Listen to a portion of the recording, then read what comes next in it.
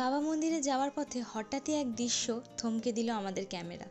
সামনের রাস্তায় সারি সারি সেনা চলছে, পাহাড়ের বুক চিরে, বন্দুক কাঁধে, দৃষ্টি দৃঢ় করে। তাদের হয়তো ডাক পাঠানো হয়েছে কোথাও থেকে, কোথাও যাওয়ার জন্য, হয়তো সীমান্তের কোনো নতুন দায়িত্বে, হয়তো কোনো চরম প্রস্তুতিতে। ওদের মুখে কোনো ভয় নেই, নেই কোনো ক্লান্তি, শুধু দায়িত্ব আর দেশের প্রতি এক অসম্ভব ভালোবাসা।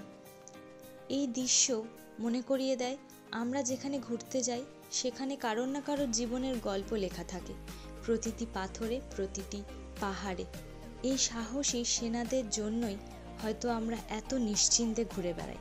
এই সাহসী সেনাদের দেখে যেন মনের ভিতরটা কেঁপে ওঠে।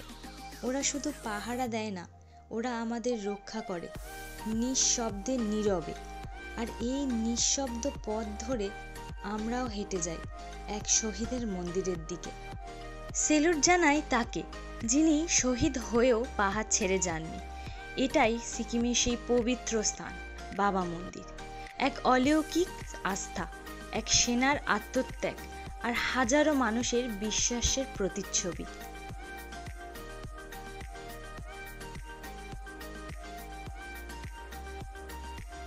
এই মন্দির এক শহীদ জওয়ানের মন্দির, যিনি ছিলেন ভারতীয় সেনার একজন জওয়ান, হরভজন সিং। 1968 সালে এক দুর্ঘটনায় মৃত্যু হয় তার, কিন্তু সেনারা বিশ্বাস করেন তিনি আজও পাহারা দেন এই পাহাড়ি সীমান্তে।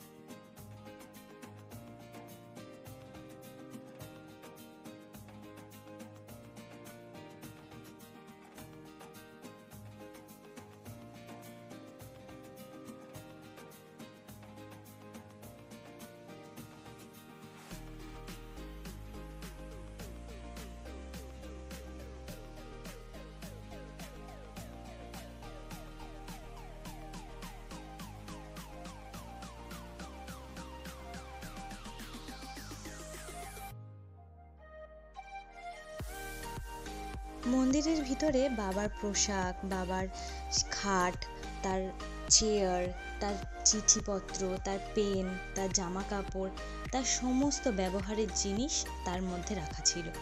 এবং সেনাদের শ্রদ্ধা জানানোর নানা চিহ্ন দেখা যায় সেখানে। এমনকি বাবার নামে এখনও রোজ খাবার রান্না হয়, তার জুতো পরিষ্কার করে দেওয়া হয়, যেন তিনি সত্যিই আজও রয়েছেন।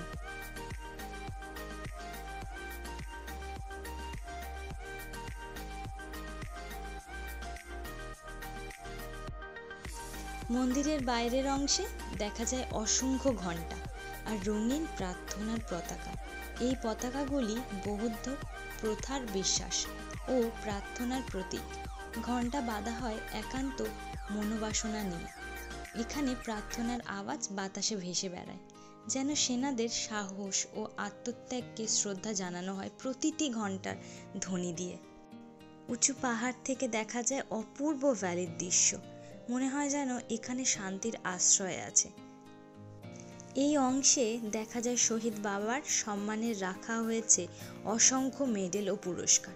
বিভিন্ন আরও সেনাদেরও আছে সেখানে, যা সেনাদের প্রতি জাতীয় শ্রদ্ধার নিদর্শন। প্রতিটি মেডেল যেন বলে দেয়, তোমরা ভুলে যেও না সেনার ত্যাগ।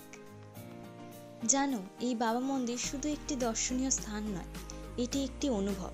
এখানে আসলে বোঝা যায় দেশের রক্ষার জন্য কত বড় ত্যাগ স্বীকার করেন আমাদের সেনারা।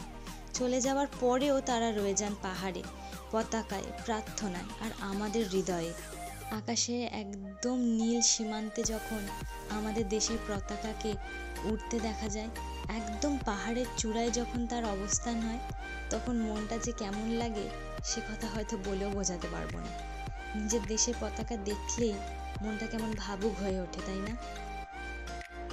আমরা বাবা মন্দিরের দর্শন করে বেরিয়েই বাবা মন্দিরের প্রসাদ খেয়ে নিয়েছিলাম।